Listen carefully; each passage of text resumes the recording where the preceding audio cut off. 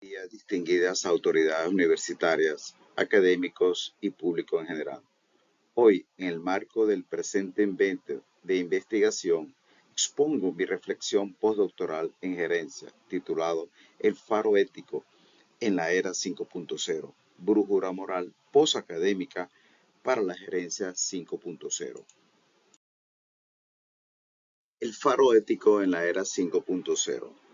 En el umbral de la era 5.0, marcada por la inteligencia artificial, la interconectividad y una complejidad volátil, la organización empresarial enfrenta un desafío crucial: resolver el problema 5.0.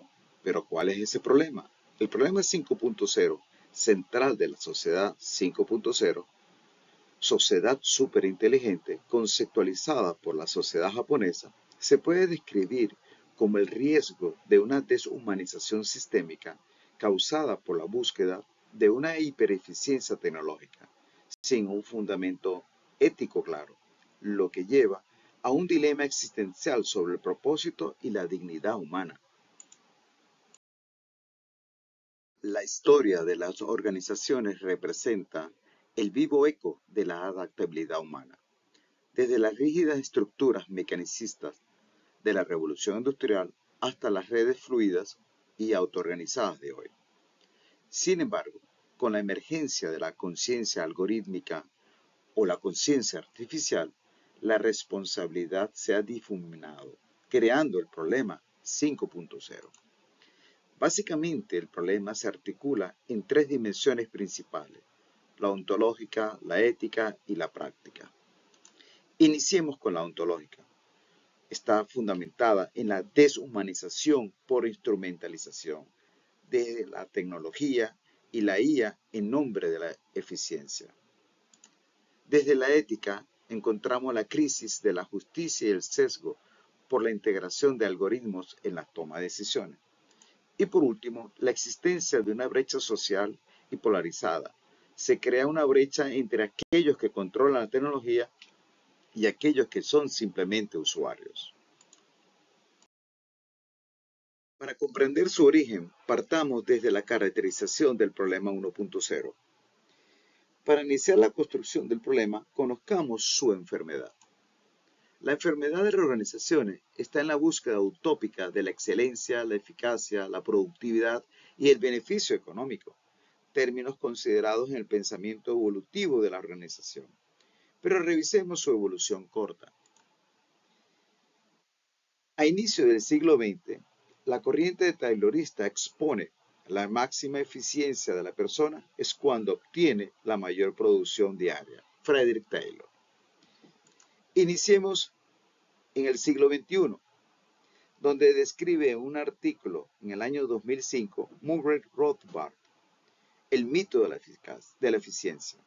El hombre toma sus decisiones, lo que éste considera para su propio fin.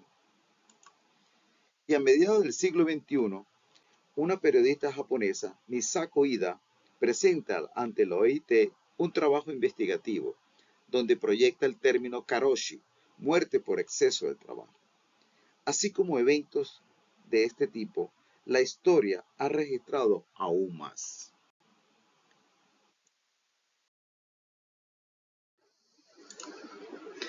La gerencia 5.0 debe enfocarse en las virtudes humanas para que éstas puedan reorientar la tecnología y transformándola de un fin supremo a un medio al servicio del florecimiento humano. Esto se traduce en una serie de compromisos irrenunciables, como lo son el humanismo tecnológico. La era 5.0 no es solo una evolución tecnológica, es una transformación de la organización donde el actor 5.0 son los que modelarán el futuro y para ello se debe proyectar al ser humano en el centro del propósito organizacional, inclusive con la tecnología aliada. Otro compromiso es la responsabilidad trascendente. Ir más allá de la legalidad o la conveniencia económica es ir asumiendo deberes y principios morales inherentes a la función gerencial. Todo actor 5.0 debe asumir el compromiso de la transparencia radical, compromiso con la claridad y la rendición de cuentas en las decisiones algorítmicas asumidas y las corporativas. Y por último, la justicia y equidad. Utiliza los valores como brújula para un desarrollo empresarial más justo y sostenible.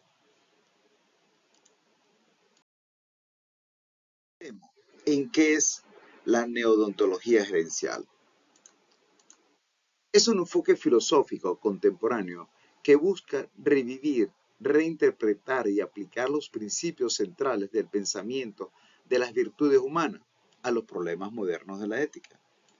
Y es el neoaristotelismo el que da las alternativas. ¿Cuál es la doctrina? La doctrina neoaristotélica afirma que la única forma de garantizar la moralidad y la justicia es formando personas de carácter virtuoso, pues solo ellas tienen la capacidad de usar la razón práctica para juzgar correctamente las reglas y las consecuencias de las acciones. ¿Cuál es entonces el principio clave del neoaristotelismo? La ética de la virtud. A diferencia del utilitarismo propuesta por John Stuart Mill en 1863, que se enfoca en las consecuencias de la acción, y el deontologismo propuesto por Immanuel Kant en 1780, que se enfoca en las reglas y en el deber, el neoaristotelismo se centra en el carácter moral de la gente. Podemos considerar influyentes o autores o precursores de este neoaristotelismo a Alasdair MacIntyre, que propone que la moralidad solo puede ser coherente si se enmarca dentro de una tradición de la virtud. También tenemos a Martha Nussbaum, economista, que argumenta que el desafío de la sociedad y la justicia no debe modelarse por un PIB netamente utilitarista, sino porque las personas son realmente capaces de hacer. Existe también la Philippa Found, que exclama que las virtudes no son hábitos, son cualidades necesarias. También tenemos a Rosalind Hurshausen. La acción moral viene de un agente virtuoso. Y por último, John Finnis, existe un bien humano básico y debe respetarse.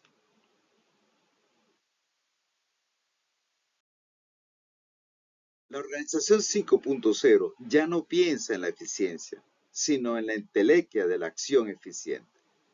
Porque la entelequia, desde la visión aristotélica, es la realización plena y la perfección de la potencialidad de algo, en nuestro caso, la acción.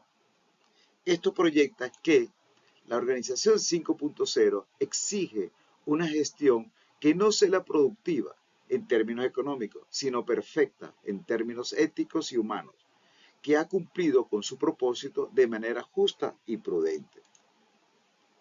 La gerencia del siglo XXI busca del neoaristotelismo para obtener una brújula ética, las virtudes y el sentido del fin teleológico. Aclaremos. La virtud cardinal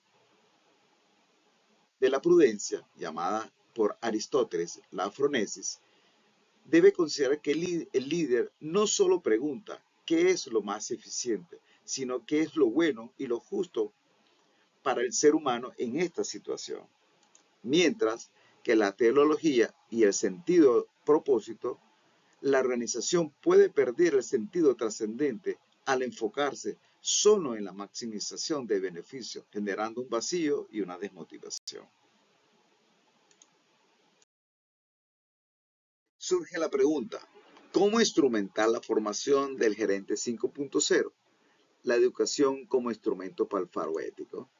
La educación debe potenciar el ser transformador para responder a la exigencia del siglo XXI. El enfoque debe ser holístico, trascendiendo la mera habilidad técnica. Analicemos desde 4 enfoques. El enfoque ontológico. El ser está en una constante evolución y la educación es el catalizador del cambio. El enfoque epistemológico. El individuo es un agente activo de su propio crecimiento. El enfoque axiológico es la formación de un ciudadano consciente y ético. Y la inteligencia cultural es la capacidad del individuo en funcionar en diferentes contextos culturales.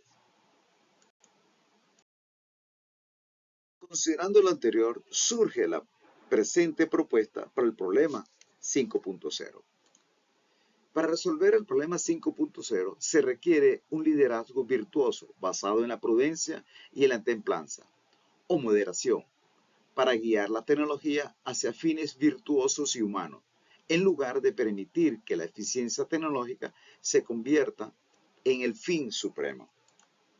Es necesario comprender que el liderazgo 5.0 será los que modelarán el futuro y no solo serán estrategas o gestores de datos, serán los arquitectos de culturas éticas, facilitadores de empatía, facilitadores del piso para la creatividad e innovación frente al mundo dinámico del siglo XXI. En este sentido, se exige una gerencia bajo un enfoque filosófico y educativo que aplique los principios, métodos y el espíritu crítico de las artes liberales, el trivium y quadrivium, a la práctica moderna de la gestión y el liderazgo, proyectando el primer paso a la formación de un gerente del siglo XXI. De la reflexión.